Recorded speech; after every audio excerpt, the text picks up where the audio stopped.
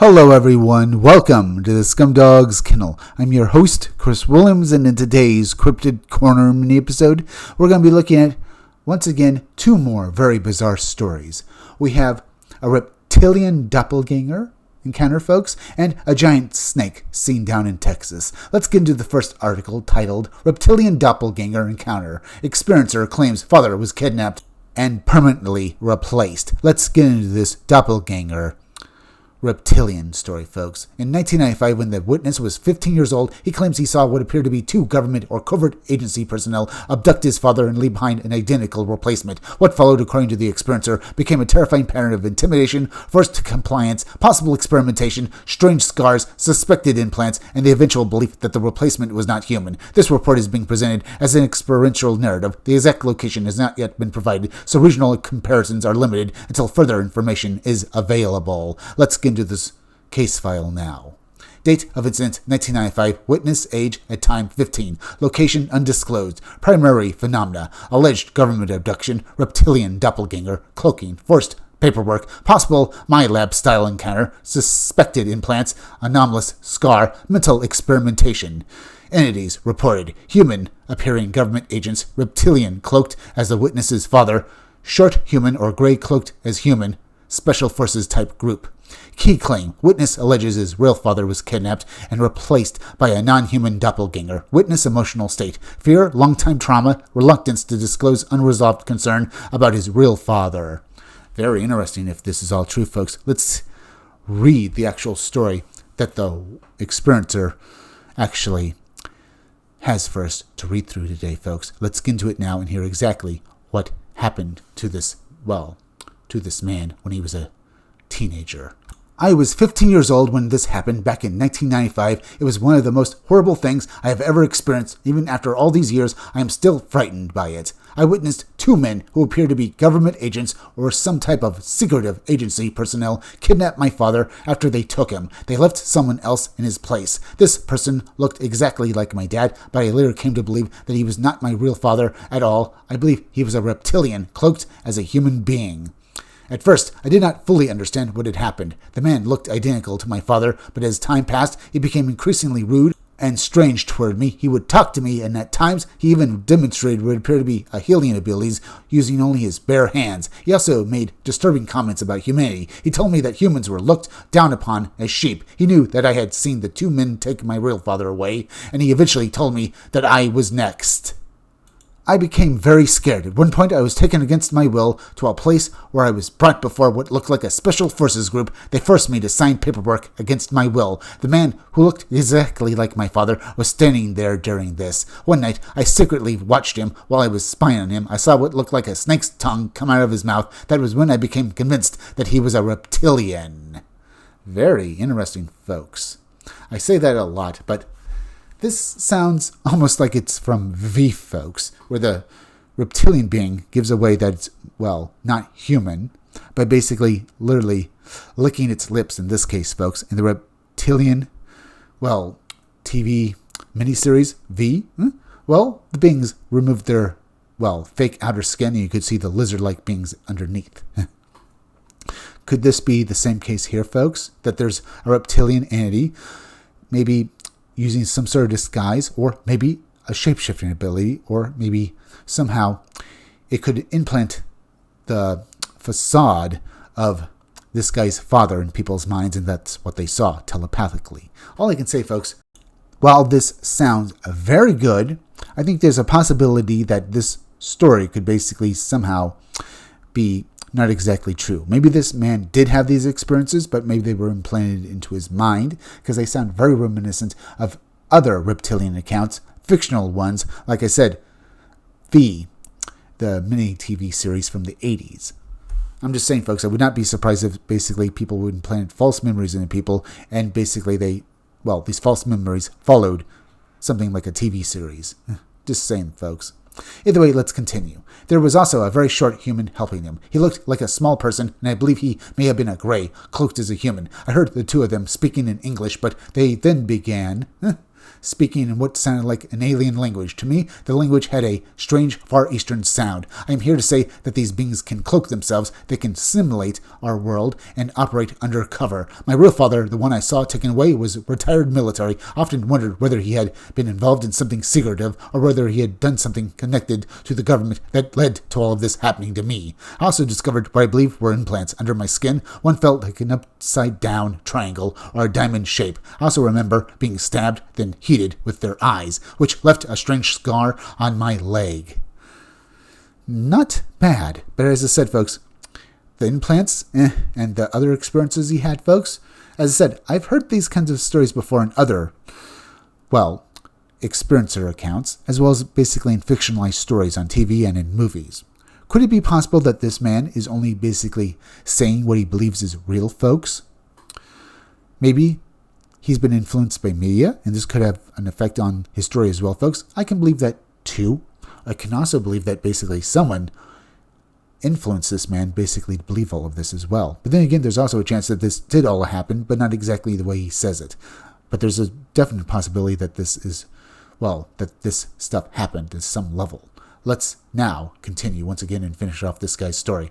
I never told anyone for many years because I was terrified. These entities seemed to operate with a complete impunity, as if nothing could stop them. They also subjected me to what felt like mental brainwashing experiments and other horrible activities. After all these years, I am still scared, but I believe it is finally time to come forward. I still wonder what happened to my real father, M.M. As I said, folks, he himself thinks that he was, basically given brainwashing by these entities, that they subjected his mind to some sort of conditioning that altered, probably, or at least tried to alter how he thought and maybe what he remembered. So, this puts his story subjectively in, is it real or is it fake? What is actually here, folks, could have actually happened, but thanks to the brainwashing, it could have been, the details could have been altered in some, respects, so he doesn't fully remember what happened to him. Remember, he doesn't know how he got these implants. All he knows is that he thinks he did. It's terrifying. I've said that before as well, folks. If this is all true, then how do we tell reality from fiction? Indeed. But let's move on now to the next article, and we can discuss the last one after we read the next article here. Giant serpent reported at Lytle Lake, Abilene, Texas. Witness describes decades of encounters. Indeed. This witness encounters this snake over the course of 12 years several times, including his neighbor as well. So let's get into this story now. The following account comes from Lytle Lake in Abilene, Texas, where one family allegedly experienced a long-running series of encounters with an unusually large serpentine creature beginning in the early 1990s. Lytle Lake itself is not a remote wilderness pond, but a historic reservoir built in 1897 in Lytle Creek within the city of Abilene, Tyler County, Texas. Let's see where this exactly goes now. Location, Lytle Lake, Abilene, Tyler County, Texas. Primary time frame, early 1990s, continuing for approximately 12 years. Later reference point, neighbor report, years after the father's passing. Reported creature, giant serpentine animal, estimated length at least 20 feet in the first close encounter, later described by a neighbor as nearly the length of 30-foot duck. Coloration, black with muted white speckling, forming a banded appearance. Had description, approximately football-sized. Witness, primary witness, father's business partner, and a later neighbor. Environment, historic reservoir within Abilene city limits. Possible explanation, unknown large snake, escaped exotic constrictor, extreme size, exaggeration through water-based observation, unknown regional anomaly, cryptid serpent tradition. Indeed, people in Texas have seen other large constrictor-like cryptid snakes before, folks, so maybe this is such a thing. Or maybe it's not just an escaped animal, perhaps released into the wild. Maybe. We'll discuss that point a little later as well. Let's get into the actual story now. My family moved into a house on Lytle Lake in Abilene, Texas in the early 1990s. During that first year, my father, his business partner, and I took our pontoon boat out to a rocky point near an undeveloped lot to fish. We were on a 20-foot pontoon boat, and I was toward the back when I suddenly heard my father's business partner react in absolute terror. He was afraid of a snake, and from the way he stumbled backward, I knew he had seen something in the brush. I turned in the direction he was looking and saw a huge serpentine body sliding from the shoreline into the lake. The body was massive. I watched its head pass near the back of our boat, and the head alone looked about the size of a football. When I looked back toward the shore, the tail was still sliding into the water. So this was a big, at least 20-foot long snake, folks. That sounds like a python or a constrictor. As I said, well, if that's big. And Texas doesn't have this type of snake that naturally occurs there, folks, because in winter, it still gets kind of cold for snakes like that to basically be in the environment. So whatever this is, it was pretty damn big. But let's continue. Based on what I saw, I estimated the snake to be at least 20 feet long. See, folks, I was right about the length. But let's continue. The coloration was also unusual. It was black with muted white speckling that created a kind of banded pattern. It did not look like any large snake species I was familiar with. I did not believe it resembled a Burmese python, a reticulated python, or an anaconda. That first encounter was not the end of it. Over the next 12 years, my family had dozens of encounters with this animal. It may have been hundreds, depending on how you count them. The sightings became part of life around the lake, though it never stopped being disturbing. Years later, after my father passed away, a new neighbor asked me a question that caught me completely off guard. I imagine, as we're about to read, folks, have you also seen the giant snake?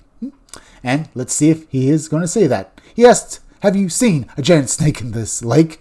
I told him that I had. He then said he had seen one sunning itself on his boat dock. According to him, the snake was nearly as long as the dock, which was about 30 feet long. As of 2024, I still believe the creature may be alive. I do not know exactly what it is. It may represent some kind of gigantism. It may be an unknown species, an escaped exotic, or something else entirely. All I know is what I saw and what others around the lake later described seeing as well. Indeed, folks, it could be any number of things.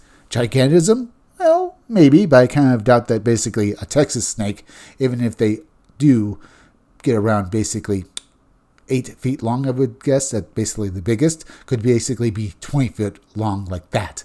A constrictor of some type? I don't know, maybe. I don't know if the constrictor could survive in Texas, folks, maybe during summer months. And I said, maybe if it was an escaped animal or an animal more likely purposely released into the wild.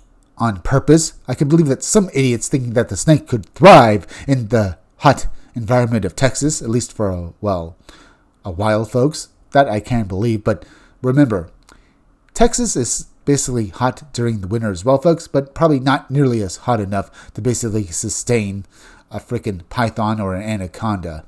Not to mention the food it would need to basically eat, folks. Unless it were basically, I don't know, someone's feeding it purposely, folks. Unless those things happen, folks, I doubt that basically this thing could be anything other than basically maybe a misidentification at best, folks. There's a possibility this was a real animal, an escaped animal, I would have to say, folks, or an animal, as I said, purposely released into the wild. But it would basically be a death sentence for it. So I don't see how this guy could basically keep seeing this python or anaconda over 12 years, unless someone's basically buying these animals, raising them for a while, and then purposely releasing them into the waters near this lake, folks. Yeah. I have to say, it doesn't make sense. What about the first story with the reptilian? We've talked about reptilians before, folks, how they can be shapeshifters or somehow influence the perceptions of people, folks. So, I would not say that it's impossible that this man, his father was replaced by a reptilian, but I can't be for sure.